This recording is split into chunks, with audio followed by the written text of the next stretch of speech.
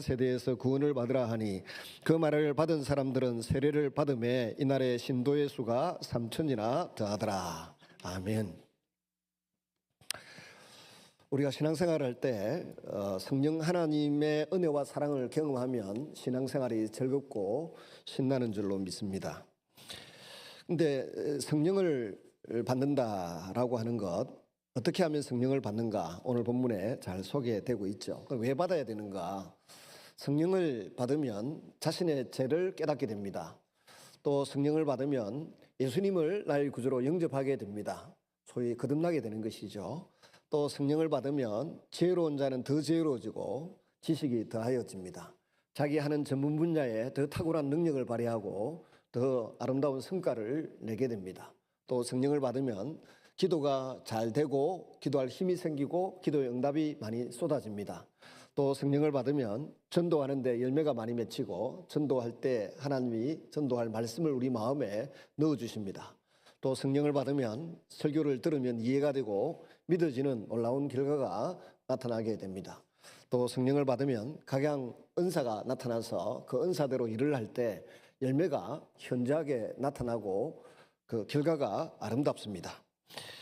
오늘 일부 예배 마치고 83세, 82세 되신 분인 같은데 자꾸 11시 예배 드리다가 일부 예배 오시더라고. 그 어디 가십니까? 악수도 안 하고. 그랬더니 10시까지 10시 반인가 호텔에 일하러 간다는 거예요. 83세, 82세 부부가. 무슨 일요? 하니까 호텔 사장님이 주방에 와서 일 좀 해달랐다고. 여러분, 성령 받으면 83세, 82세에도 호텔에 초대받아 가서 일하게 되는 놀라운 일이 생기는데 이게 좋은 건지 안 좋은 건지 좀 안타깝긴 하지만 하여튼 그 연세에도 쓰임새가 있어서 와서 일해달라고 하니 얼마나 감사합니까? 우리가 수요일부터 이제 금요일까지 성령 대망 기도회를 가졌습니다. 목요일 저녁에 우리 저기 앉아 계신 박희경 집사님이 어떤 분을 데리고 와서 같이 기도를 하게 되었습니다. 귀에 보청기를 끼고 있던데 빼라 하고 기도를 하는데 이분 낫겠다 싶은 생각이 들어서 나을 겁니다. 그랬더니 금요일도 왔어요. 금요일도 기도해 줬는데 해드리고 보청기 뺐어요. 나았을 겁니다 했는데 잠시 뒤에 전화가 왔어요. 목사님 진짜 보청기 뺐어요. 나았어요. 그러더라고요. 이분은 통일교 신자였는데 이제 기독교로 개심한 지 3개월밖에 안 됐대요. 창원에 지구촌 교회에 출석을 한다는데 어디선가 본 것 같은데 3개월밖에 안 된 분이 보청기 끼고 와서 보청기 떼고 가셨어요. 제가 차를 타고 나가려고 하는데 차 앞으로 우리 박희경 집사님하고 그분이 이름이 보니까 우경옥인가 뭐 헌금을 했더라고. 이분하고 두 분이 쫓아와서 목사님이 이 보청기 뗐다고 너무 감사하다고. 성령 하나님이 하신 줄로 믿습니다. 그래서 우리가 성령을 받으면 너무 좋은데 어떤 사람이 받는가? 성령 하나님이 어떤 분인지를 알고 초청하고 사모하는 자에게 성령님이 임하시고 능력을 나타내실 줄로 믿습니다.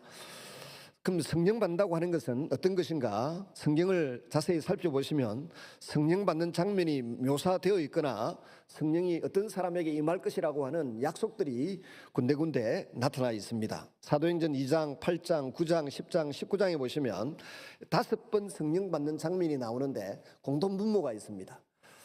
5군데 다 성령 받는 사람들의 주 특징이 뭔가 하면 예수님을 나의 구주로 나의 하나님으로 영접하는 믿음 때문에 받았다고 되어 있습니다. 근데 어떤 사람은 성령을 받았지만은 자신이 언제 어디서 받았는지 전혀 모르는 사람들도 있을 수 있습니다. 근데 사도행전에 등장하는 2장, 8장, 9장, 10장, 19장에서는 성령 받는 사람 본인도 알았고 주변에 있는 사람도 저 사람들이 성령을 받았다라고 하는 것을 알 수 있을 정도로 그렇게 어떤 현상이 있었다는 것입니다.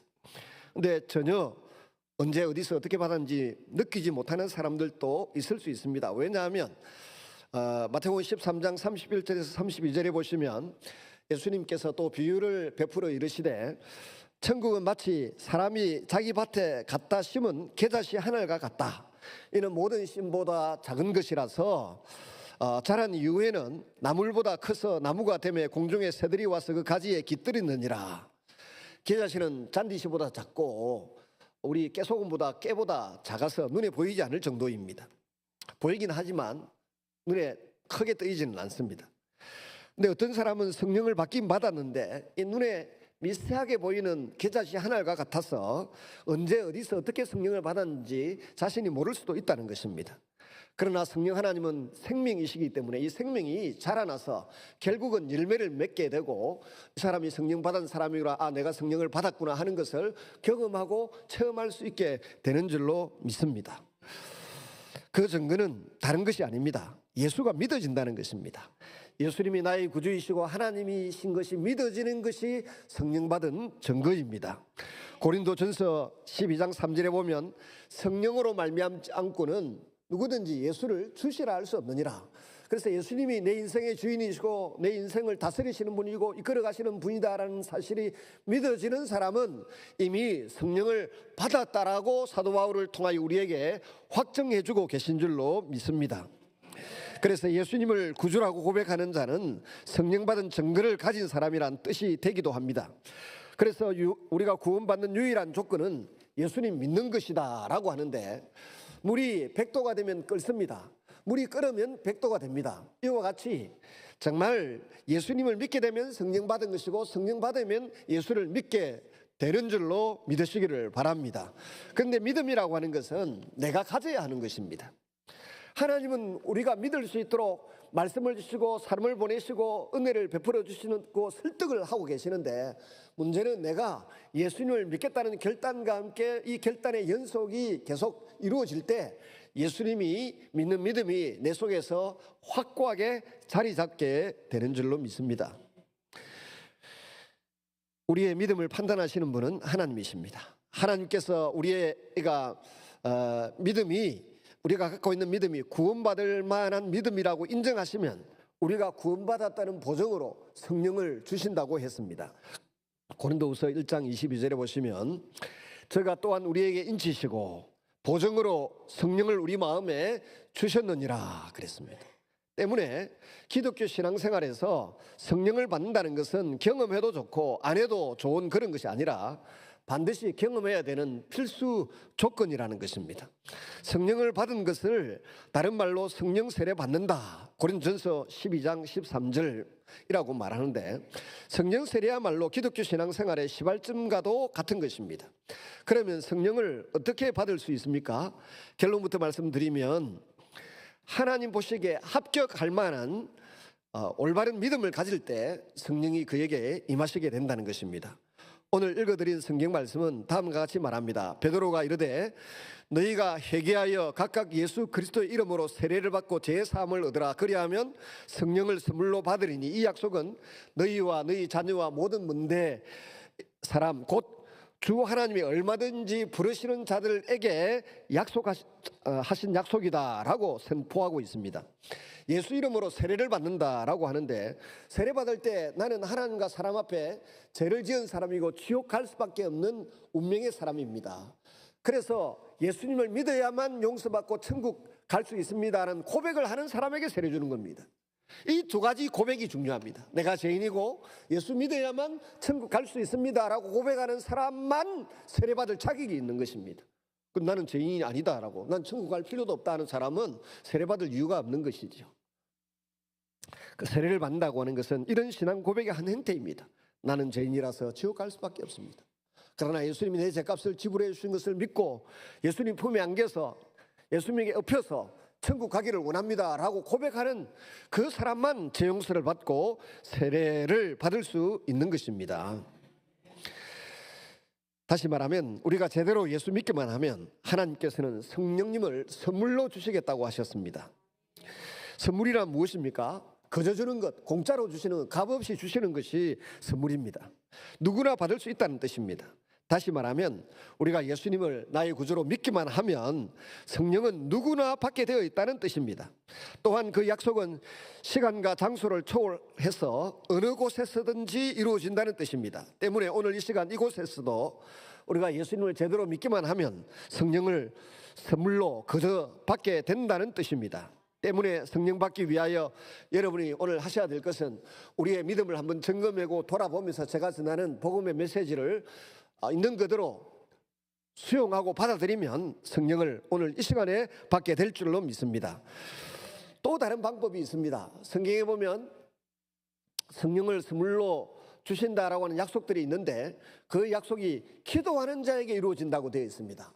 에스겔서 36장 22절 27절에도 보시면 하나님께서 성령을 우리 마음 가운데 부어주셔서 주의 율례와 법도를 따라 행할 수 있도록 해주시겠다. 그리고 36장 37절에 가서는 이런 약속이 있어도 너희가 구하여야 받을 줄로 받는 줄로 믿기를 바란다. 그렇게 말씀하십니다. 그런데 누가복음 11장 13절에도 동일한 약속을 하고 계세요. 구하라 그러면 얻게 될 것이고 찾아라 그러면 찾게 될 것이고 두드리라 그러면 열릴 것이다.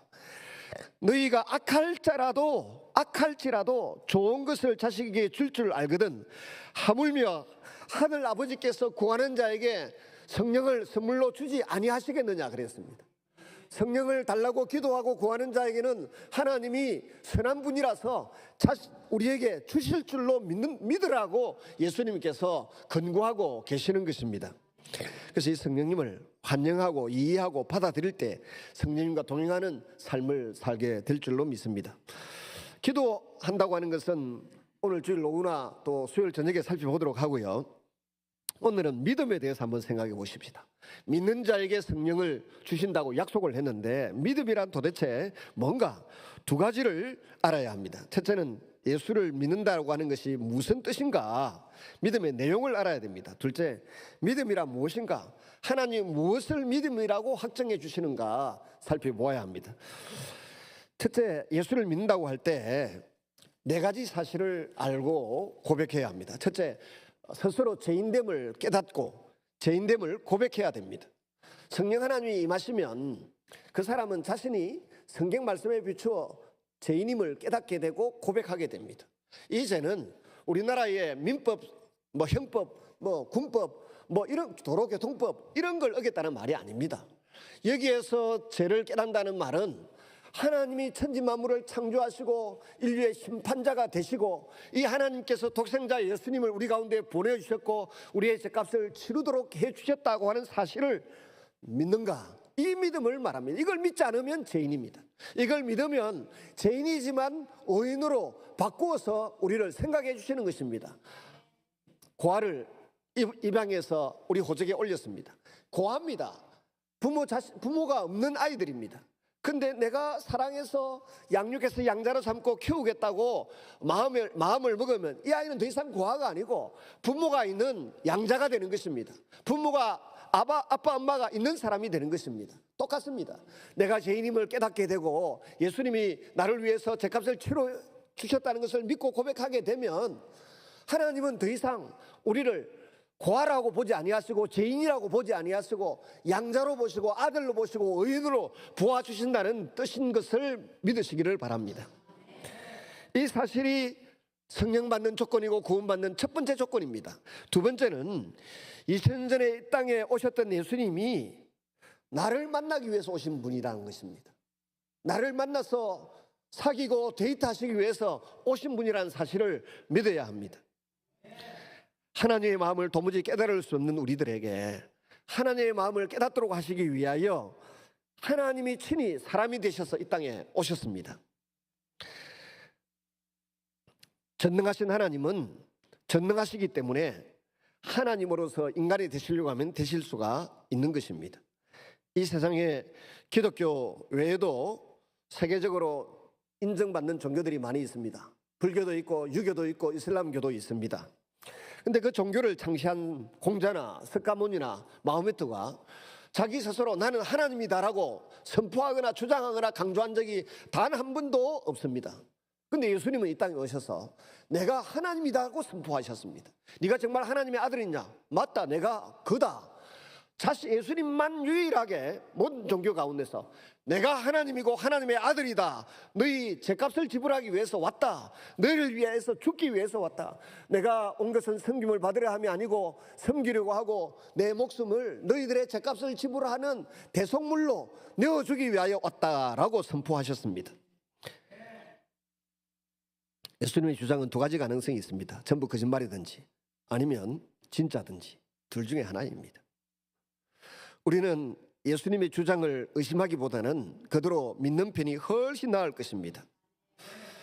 성령 받기 원하는 사람들은 2000년 전에 오신 예수님이 나를 만나러 오신 예수님이시고, 이제 하늘나라를 가시면서 우리에게 성령을 끊임없이 보내주셔서 성령의 가르치심과 인도하심과 깨우치심과 도우심을 받아 살아갈 수 있도록 지금도 한량없이 우리에게 성령으로 은혜를 부어주시는 줄로 믿습니다.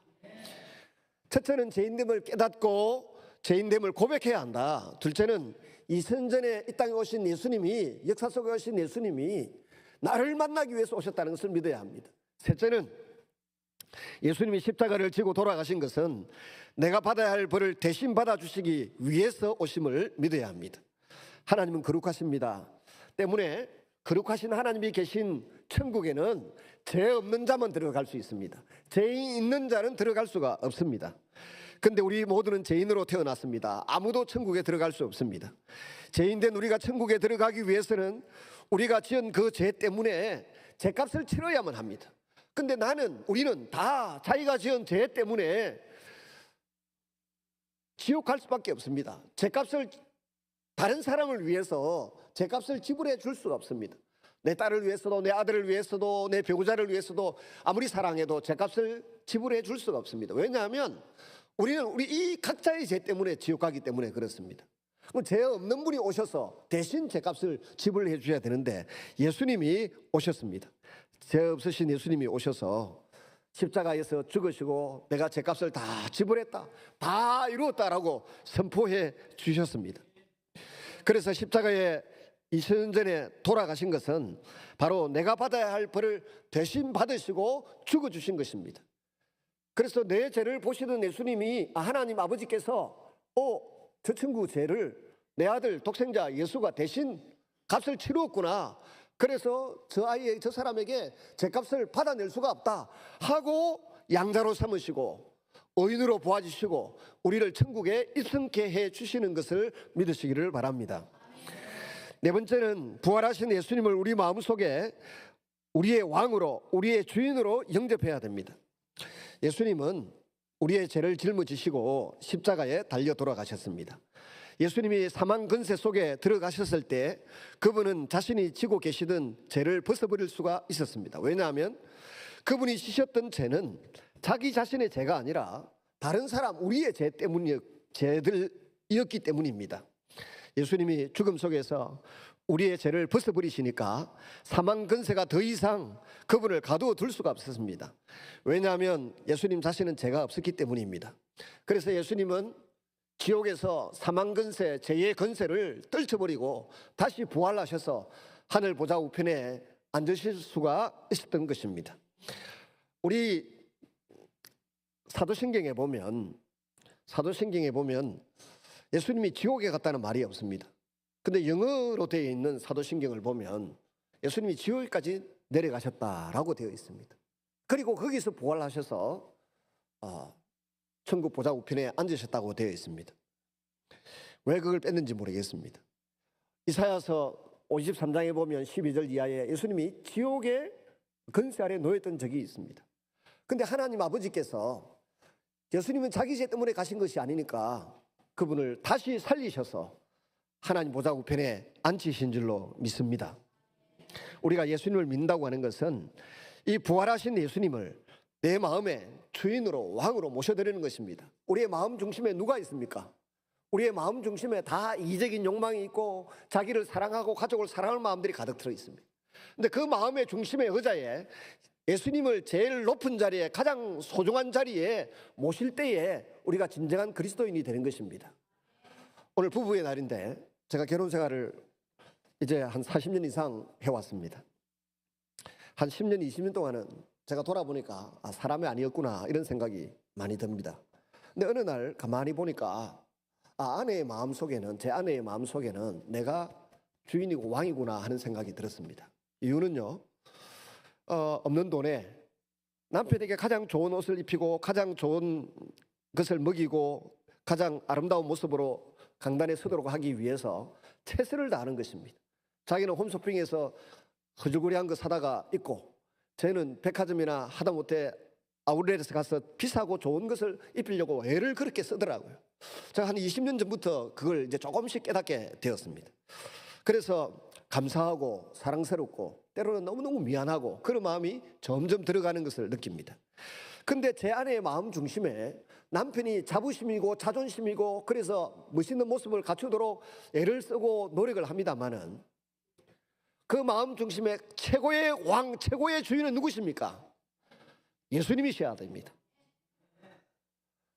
제 마음에도 어여쁜 여인들이 많고 유혹하는 대상이 아무리 많아도 제 마음의 중심에는 제 아내가 최고의 사람이어야 하고 그보다 더 중요한 것은 예수님이 최고의 주인이시고 왕이시고 통치자가 되실 때 내가 진정한 그리스도인인 줄로 믿습니다. 죽으시고 부활하신 예수님, 지금도 하나님 보좌 우편에서 나를 위하여 기도하고 계신 예수님, 그리고 천국 처소를 예배하고 계신 이 예수님이 최고의 주인이고 왕이 되실 때 내가 진정한 그리스도인이고 주님이 성령으로 내 안에 충만케 하셔서 나를 통해서 일하게 되실 줄로 믿습니다. 그 일하시는 증거를 봅니다. 어제 갑작스럽게 한백교회 신목사님, 영국교회 이 목사님이 진해 중부교회 그 항복림 목사님이 보고 싶어 한다고 빨리 오라 그래서 급하게 차를 타고 갔습니다. 가서 우리 세 사람이 동일하게 하는 말이 그 목사님 보고 형님은 암이 발병하고 지금 2, 3년 사는 이 기간 동안에 보여주신 모습이 너무 우리에게 감동이 되고 은혜가 되고 감사하다. 이유는 지금까지 단 한마디도 불평하거나 원망하는 것을 본 적이 없다. 저는 저렇게 몸이 이제 안 좋아서 나이 이제 70이 됐거든요. 세상을 떠나야 될 사람이 암에 걸려서 신음하고 이리저리 끌려다니고 병원에 고생을 하면서도 하나님 지금까지 살려주시고 나를 써주신 것만 해도 감사하고 너무 고맙다. 이 고백만 하는 거예요. 저희 합성교회 구동태 감독님이 사모님이 눈이 멀어서 손을 잡고 늘 다니면서 옆에 다니면서 제가 놀렸거든. 평소에 사모님하고 같이 잘 안 지내고 맨날 붕괴한다고 온 세계를 돌아다니고 하셔놓으니까 사모님이 이 눈이 어두워져서 지금 그 대가를 치르는 거 아닙니까? 그러니까 잘 모시고 있어야 됩니다. 그러면 감독님이 하모 그래야지. 내 탓이다. 한마디도 불평한 적을 본 적이 없어요. 2, 3년 동안에. 요즘 우리 박 목사님을 보면서도 사모님이 저리 병들고 힘들면 불평이 나올 만한데 본인도 그러시고 한 번도 의심하거나 불평하거나 원망하지 않아요. 이 두 분을 보고 있는데 이 학 목사님도 이 발병에서 신음하고 고통스럽고 괴로운 중에도 한 번도 원망하거나 불평하거나 그러지 않아요. 괜히 저만 옆에 가가지고 빨리 간두라 그러고 형수님한테 잘못했다고 사과하라 그러고 어제 물어봤더니 실무시 사과해서 용서했다 하더라고. 그 사모님이 저한테 조금 불평을 하셨거든. 그래서 기도를 해드리는데 시편 23편을 이야기하면서 자기 너무 감사하더라는 거예요. 강다리 더 이상 설 수 없어서 설교를 하다 말고 내려와서는 그냥 침상에 누워 있는데 앉지도 못하고 너무 감사하다. 시편 23편에 있는 말씀을 인용을 합니다. 여호와는 나의 목자시니 이게 눈에 먼저 들어와서 너무 감사했는데 지금은 내가 여호와의 집에 영원히 거하리로다. 이게 너무 좋다는 거예요.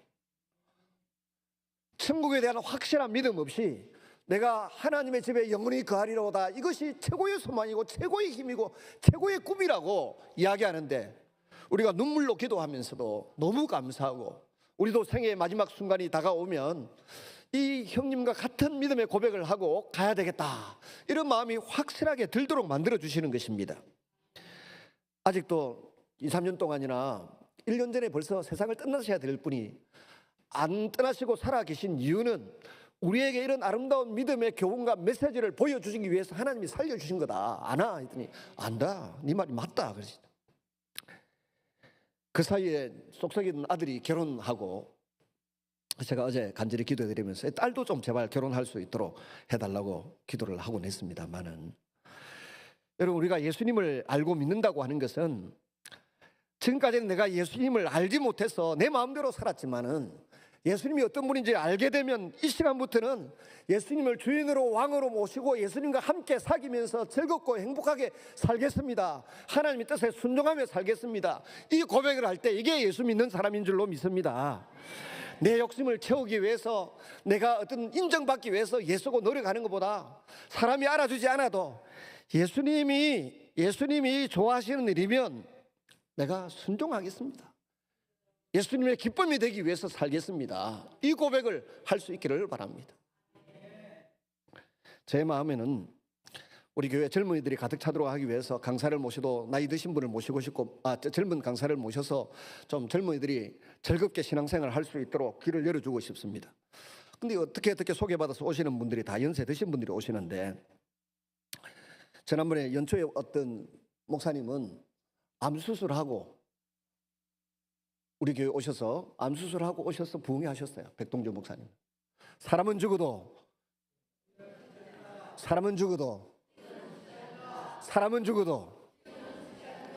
그리고 그 메시지 하나 남겨가셨어요. 엊그제 둘째 주일에 오셨던 그 근사님은 나이가 82세. 근데 교수였던 경력까지 있어서 그런지 몰라도 얼마나 그 간증을 설교 겸 강의 겸 간증을 은혜롭게 잘 하시던가요. 그날 한 끼도 잡수시지 못하시고 오셔서 한 끼도 안 드시고 또 올라가셨어요. 생애 마지막 순간까지 복음을 전하고 주의 은혜를 전하고 살다가 가겠다는 그런 믿음의 고백들이 그 어른들에게서 있는 것입니다. 우리가 새벽에 기도하고 금요일도 모이고 수요일도 모이는 이유가 뭡니까? 모일 때마다 예수님에 대해서, 하나님에 대해서 조금씩 더 알아가는 것입니다.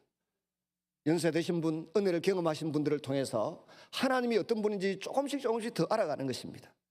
하나님이 우리를 예수 믿도록 하기 위해서 얼마나 많은 사람들을 동원하시고 얼마나 많은 장치들을 활용하시는지 모릅니다.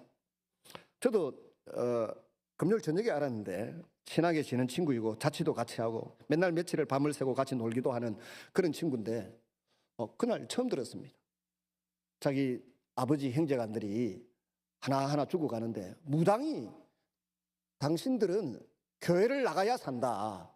그래서 큰아버지도 교회 다녔고 자기 아버지도 교회를 다녀서 장로님이 되셨죠. 저희가 잘 아는 은혜를 많이 입은 장로님이 되셨고, 자기도 목사가 되고 아들 둘이가 목사가 되고 하나는 초등학교 교장하고 마쳤는데,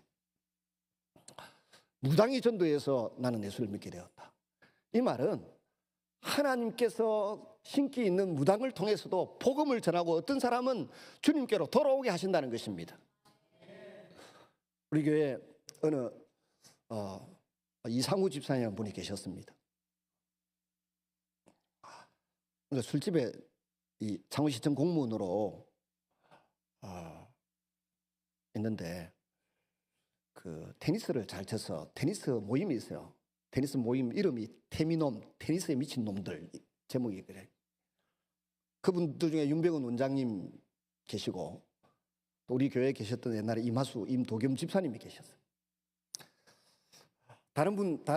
이분들하고 관계가 다른 세 분하고 술집에 가 술을 마시는데, 술집에 그 마담이 이 무당이라 세상을 보더니 이상우 집사님을 보고, 당신은 교회를 다녀야 되고 예수를 믿어야 될 사람인데 교회 갑니까? 하니까 언제 안 가고 있는데요. 그러니까 당신의 가슴에는 십자가가 있다. 교회를 가야 되는데 왜 교회를 안 가고 있냐. 무당한테 책망받고 우리 교회에 출석을 했어요.